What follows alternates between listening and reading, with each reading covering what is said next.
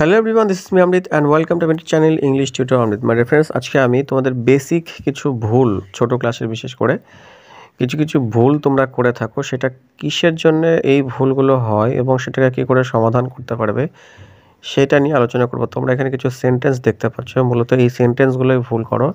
এরকম আরও বহু সেন্টেন্স রয়েছে, তো এইগুলো করলে তোমরা মোটামুটি বুঝতে পারবে যে পার্থক্যগুলো কোথায় রয়েছে। এই ধরনের বাক্য অনেকগুলো করতে পারো, কিন্তু কিছুগুলো করতে পারো না, ঠিক আছে?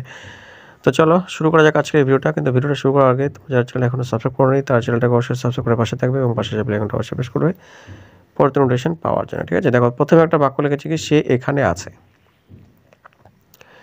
এখানে তোমরা যেটা ভুল করো সেটা হলো আছে দেখে এই বাক্যের যে পার্থক্য সেটা বুঝতে পারো না।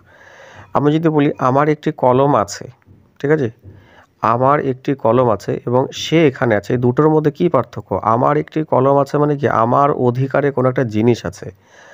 আর আমি এখানে বললাম সে এখানে আছে মানে কি, সে নিজে এখানে আছে। এখানে আছে বলতে সেই কোনো একটা জায়গাতে সে থাকা, তার সত্তাটাকে বোঝাচ্ছে। এই দুটো জিনিস বুঝতে হবে, ঠিক আছে? যখন কোনো কিছু অধিকার বোঝাবে সেই ক্ষেত্রে আমরা হ্যাভটাকে ব্যবহার করব, ঠিক আছে না? তাহলে আমি বললাম আমার একটি কলম আছে, এটাকে যদি আমি ইংলিশে কনভার্ট করি সেক্ষেত্রে কী হবে? আই হ্যাভ এ পেন, মানে আমার অধিকারে কোনো একটা জিনিস রয়েছে। কিন্তু এখানে বলছে আমি এখানে আছি, ঠিক আছে, বা সে এখানে আছে, তার মানে সে নিজে এখানে আছে। সেই ক্ষেত্রে কিন্তু এখানে আমরা হ্যাভ হ্যাজ আর পাস্টের ক্ষেত্রে কিন্তু হ্যাড ব্যবহার করব না। এখানে আমরা যদি প্রেজেন্ট টেন্সে থাকে তাহলে অ্যাম ইজ আর ব্যবহার করব, পাস্টে থাকলে কিন্তু ওয়াজ ওয়ার ব্যবহার করব। তাহলে সেই ক্ষেত্রে কী করব? এখানে দেখো, সে এখানে আছে তার মানে হলো গিয়ে হি ইজ হেয়ার, ঠিক আছে, মানে সে এখানে আছে। বোঝা গেল? নেক্সট দেখো 2 নম্বরটা কি বলছে, তাহারা কি সেখানে আছে? এখানে কোশ্চেনে করছে, কিন্তু বিষয়টা এটাই, তাহারা কি সেখানে আছে মানে তারা আছে, ঠিক আছে, সেটা জানতে চেয়েছে। এখানে তাদের অধিকারে কোনো জিনিস আছে সেটা কিন্তু বলেনি, ঠিক আছে? এখানে যদি বলতো তাদের একটি গাড়ি আছে, মানে তাদের অধিকারে কোনো একটা গাড়ি আছে, সেটা কিন্তু বলেনি। এখানে বলেছে তাহারা কি সেখানে আছে, মানে তারা নিজে কি সেখানে প্রেজেন্ট আছে, সেটা কিন্তু বলছে। তো এই পার্থক্যগুলো তোমাদেরকে বুঝতে হবে, যে সাবজেক্টের অধিকারে কোনো জিনিস আছে না সাবজেক্ট নিজে রয়েছে। তো এখানে আমাদের কোশ্চেন করতে গেলে কি হবে, যেহেতু আমি বলেছি প্রেজেন্টে থাকলে অ্যাম ইজ আর হয় এবং পাস্টে থাকলে ওয়াজ হায়ার হবে এবং ফিউচারে থাকলে কিন্তু শ্যাল উইল থাকবে। তাহলে এখানে অ্যাম ইজ আর এর মধ্যে তিনটের মধ্যে যে কোনো একটা কিন্তু আমরা প্রথমে বসাবো। এবং দে, এখানে যেহেতু তাহারা বলছে সাবজেক্টটা, সাবজেক্ট দে হলে তার সঙ্গে আমরা অপারেটরে কি বসাবো? আর। তাহলে কি লিখবো? আর দে, দেয়ার। এখানে সে যেহেতু সেখানে বলেছে সেই জন্য আমরা এখানে দেয়ারটাকে ইউজ করলাম। যদি এখানে এখানে বলতো তাহলে আমরা কিন্তু হেয়ার ইউজ করতাম। তাহলে কি হলো? আর দে দেয়ার, তারা কি সেখানে আছে? এইভাবে কিন্তু আমরা করব, ঠিক আছে? নেক্সট দেখো পরেরটা কি বলছে, আমি সেখানে ছিলাম না।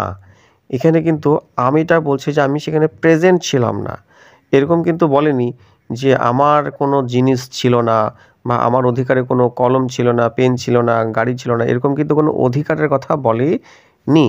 তো সেই ক্ষেত্রে আমরা কি করব, যে I had not, sorry, I was not there, আমি সেখানে ছিলাম না। এখানে যেহেতু আমিটা প্রেজেন্ট থাকার কথা বলছে সেই জন্য এখানে কিন্তু ওয়াজ ওয়্যার হবে, এখানে কিন্তু হ্যাড হবে না। যদি এরকম হতো যে আমার কাছে একটি পেন ছিল তাহলে হতো আই হ্যাড এ পেন, ঠিক আছে? এখানে যেহেতু আমিটা হলো কি বলছে, আমি সেখানে উপস্থিত ছিলাম না, তাই না? নেক্সট তারপর দেখো কি বলছে, আমাদের বাগান ছিল। আমাদের বাগান ছিল মানে আমাদের অধিকারে কোনো জিনিস ছিল, তাই না? এটা বলেনি যে আমি সেখানে ছিলাম বা সে সেখানে ছিল, এরকম কিন্তু বলেনি। আমাদের মানে আমরা ছিলাম এরকম কিন্তু বলেনি। আমাদের অধিকারে বাগান ছিল, এই অর্থে তোমাদের বুঝতে হবে। তাহলে কী হবে? উই হ্যাড এ গার্ডেন, ঠিক আছে? নেক্সট দেখো তারপরটা কি বলছে, তুমি কি সেখানে ছিলে না? এটাও কিন্তু কোশ্চেন বোঝাচ্ছে। যখনই কোশ্চেন দেয় তখন তোমাদের একটু বুঝতে অসুবিধে হয়ে যায় এবং তোমাদের এই জিনিসটাই পার্থক্যটা বুঝতে হবে, যে সাবজেক্টের অধিকারে কোনো জিনিস রয়েছে না সাবজেক্ট নিজে ছিল বা আছে বা থাকবে। এইটুকু শুধু ডিফারেন্সটা তোমরা ফাইন্ড আউট করবে, তাহলে কিন্তু তোমরা সেন্টেন্সটা কারেক্ট করতে পারবে। আমি এটা মূলত পিকে মুখার্জির বই থেকে তুলে নিয়েছি।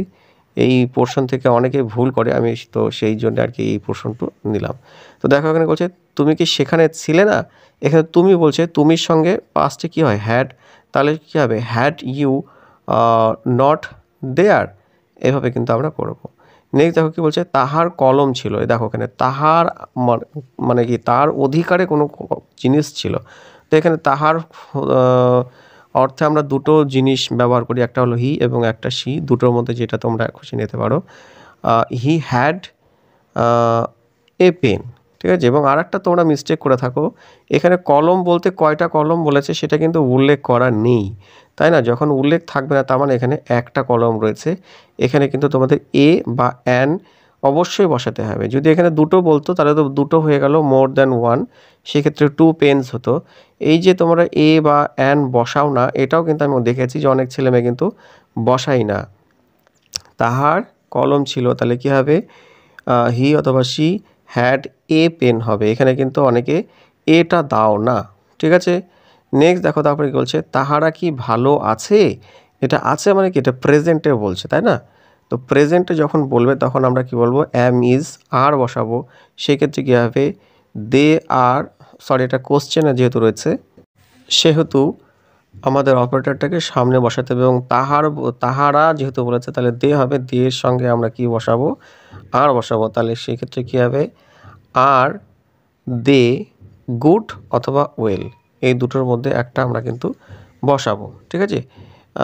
আরেকটা আমি যে বললাম সেখানে আমাদের বাগান ছিল, এখানেও বাগান কিন্তু কয়টা বাগান সেটা কিন্তু উল্লেখ করেনি, এখানেও কিন্তু এটাকে বসাতে হবে, ঠিক আছে। তো এইভাবে তোমরা করবে। আশা করি তোমাদের ভিডিওটা ভালো লেগেছে। ভিডিওটা ভালো লাগলে অবশ্যই তোমরা চ্যানেলটাকে সাবস্ক্রাইব করে পাশে থাকবে এবং অবশ্যই তোমরা কমেন্ট সেকশনে কমেন্ট করবে, এতে কিন্তু আমার মোটিভেশন আরও বেড়ে যায় নতুন ভিডিও করতে।